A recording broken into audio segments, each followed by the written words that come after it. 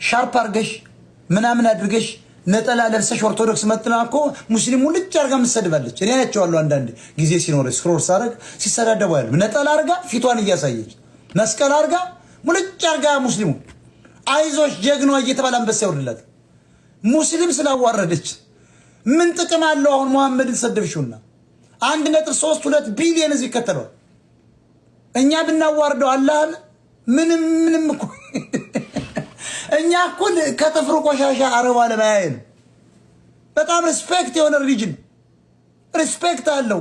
ዝም ብሎ እጅ ሳትታጠብ መስገድ አይደለም። መቀመጫ ታጥቦ ነው ወንድም የምትቀርበው። መቀመጫ እንኳን ሳይጸዳ መስገዳችን ቆሻሻ ነው። አይ ላቭ ሙስሊም ሪሊጅን ባይዘው እኔም ባይዘው መቀመጫ ይታጠባል። ዝም ብዬ ሽንት ቤት ሂጅ አልቀመጥም። መጠማጠቢያ ምን ሊኖር ይገባል?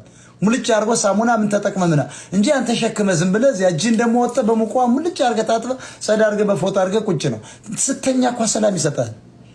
አይ ላቭ ሙስሊም። እኔ ማንም ሰው እንዲከተለኝ እንዲያደንቀኝ አይደል ሙስሊም። እኔ የማውቀው ትክክለኛ የአማራ ሙስሊም ወንድሙ ሲቸገር ክርስቲያን ሙስሊም አይደል የሚሰጠው ለማን ነው? ለክርስቲያን ወንድሙ ይሰጠዋል።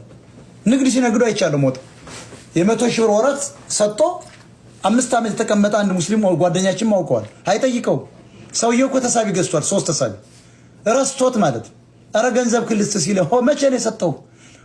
እንዲህ ጊዜ ወሰርከው ምናምን ተብሎ አራቶ እንግዲህ በቃ ምን حرام ነው ተው በቃ ከዚህ በኋላ አንተ እንኳንም ለልጆች ይሁን ያለ የሚላል ተመልከት። አንተ ሀብታም ነህ ማየቴ ደስተኛ ነኝ የሚል እኮ አለ። ያኛው ግን አምጥቶ 1 ሚሊዮን ነው የሰጠው። 100 ሺህ የሰጠው 1 ሚሊዮን በቼክ ሀብታም ነው አለ። ያንተ ገንዘብ ነው የሰራ ብሎ እኔ የማይገባኝን ወሰርኩ ሲል ነው እኔ አራት አልሰጠውም ነው ያለው። ያንተ ገንዘብ ነው ይሁሉ ይሄ አላህም ተብሎ ተለምኖ እንዲህ ነው አልቀበልም ብሎ የወሰደውን 900 ሺህ ለመስጊድ ያስረከበኩ ታምናላችሁ? ነው የኔ ሀቄ 100 ሺህ ናት። 900 ሺህ ይኸው መስጊድ ማሰሪያ